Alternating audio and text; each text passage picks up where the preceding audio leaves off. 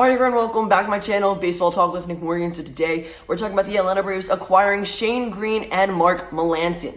Now this is really cool. This happened before the trade deadline. They acquired these two in separate trades, but I thought I'd go ahead and overview them both in the same video for you guys since it involves the same team, and they're both relievers. So with that being said, I do have a couple other trade deadline videos coming out within the next couple of days.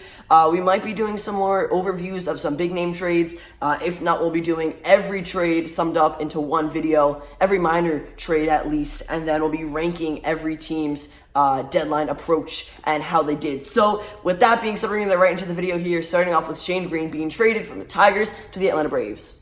Now, at the time he was traded from the Tigers to the Braves, Shane Greene had 38 games in 2019 with an 0-2 record, a 1.18 ERA, 38 innings pitched, 43 strikeouts, a .87 whip, and 22 saves. The current bullpen for the Braves now is Luke Jackson, Sean Newcomb, Josh Tomlin, Jerry Blevins, Anthony Swarzak, AJ Minter, Chad Sabatka, Jeremy Walker, and now Shane Greene, of course, Mark Melancon as well, but at the time of this trade, that was the current bullpen depth. Shane Greene's been very good with the Tigers. He was one of the relievers, or one of the arms on this team that were actually expected to be traded. I was thinking Matt Boyd would be on the move too, but he was not. He did stay put. He's in Detroit still.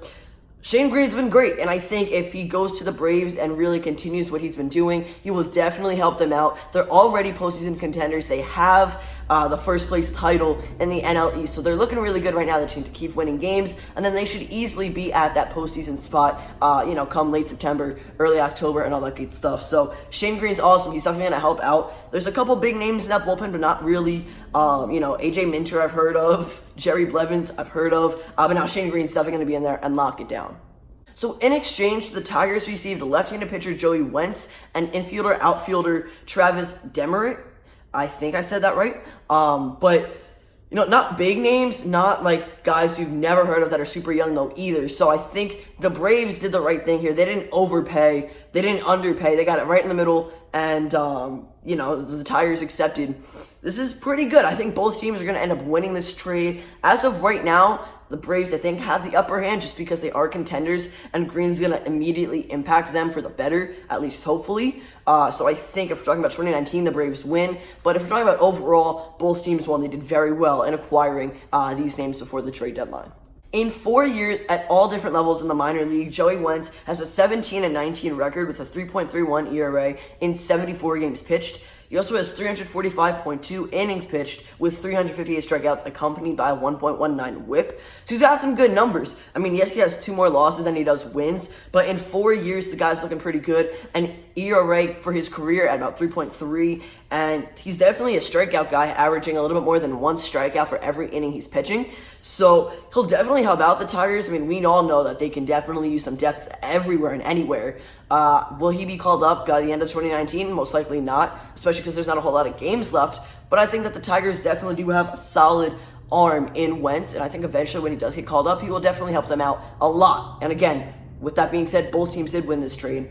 I like Joey Wentz. I think he'll be good, and the Tigers should be able to benefit from him 100%. Travis Demeritte has played in 7 seasons, all in different levels of minor league baseball, but in 759 games, he has 2,708 at-bats with 656 hits, 127 home runs, 407 RBIs, 59 stolen bases, a 242 average, and an 800 OPS. Now, the hitting for average, 242, it's okay. It's a little less than 1 hit in every 4 at-bats, but not terrible. I mean, he could definitely help out the Tigers in the future. He has a decent amount of home runs and RBIs. He's definitely a speedy guy to some point with 59 stolen bases in 7 seasons. And I think Joey Wentz might be like the main piece that the Tigers got in return for this trade. But both Wentz and Demeritte, again, are pretty decent players, and they are in the minor leagues. Demeritte's had a lot of time down there, so will he get called up? Will he stay in the farm system? Will he ever make it to majors? Who knows? Again, Tigers could use a whole lot of help, so most likely. And I really think that this is a good trade. Shane Greene to the Braves, they're contenders. 2 guys that have experience in the minors over to the Tigers that could definitely help out at one point at major league level. And all in all, I think really good. So with that being said, we're going to get into the Mark Melancon part of this video.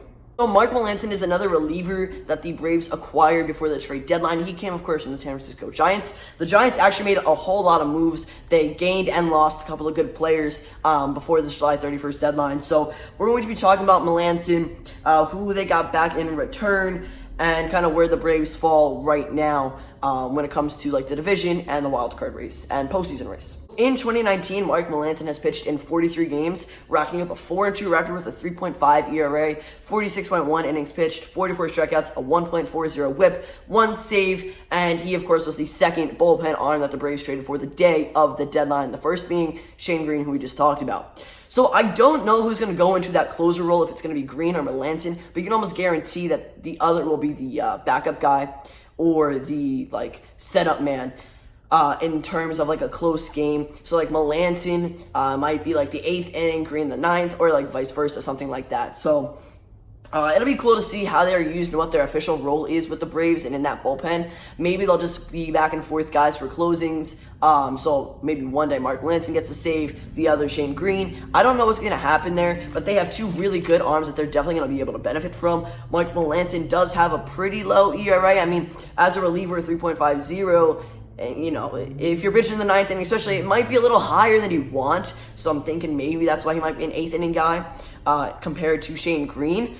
But I think overall, both of these arms are solid and definitely going to help out the Braves. They needed bullpen help. That was their main focus going into this deadline. And they definitely targeted that and acquired some good guys to fill that role that they needed and lacked. So going from Atlanta to San Francisco in this trade is reliever Daniel Winkler and minor league right-handed pitcher Tristan Beck. From what I heard, the Atlanta Braves are taking out all of Mark Melancon's contract, which is huge because that's showing a couple of things here. They're, again, getting rid of not a whole lot of big-name guys for a really solid bullpen arm, and they're willing to pay whatever they have to keep him on their team and to bring him to their team. And that's just showing their eagerness to make a really good postseason push. I really think that's amazing. That's what all contenders needed to do. Yankees, which they didn't do. But the Braves really excelled coming into this trade deadline and finishing after it was all said and done. Greene and Melancon, again, really big guys. I can't stress that enough. They're definitely going to help out Atlanta, and I'm excited to see what they can do from here on out. The Braves are first place in the NL East with a 65-45 record, 7 games ahead of both the Phillies and the Nationals. They don't need a wild card spot at this point in time because they do have first in the division, and at the moment, it doesn't really look like there's anyone going to be fighting them for that, so I'm excited to see what they can do. I'm a big fan of the Braves because Josh Donaldson's on that team, so when they're not playing the Yankees, which is hardly ever, I'm rooting for Atlanta, and I'm excited to see what they can accomplish when everything's all said and done in 2019. So, a lot to come, a lot more wins to look forward to, hopefully for Braves fans, because they now have these 2 better guys in the bullpen, and really good. They definitely were one of the better teams that came out on top the day of the deadline. So guys, that is going to end this video. If you enjoyed it, don't forget to drop a like down below, comment, and subscribe. Again, we have a whole lot of trade deadline content coming up for you guys. A bunch of new uploads within the next couple of days. So stay tuned. Have your notifications on if you don't already, so you guys can be alerted when those videos go live. Thank you guys so much for watching. I will see you all next time. Peace.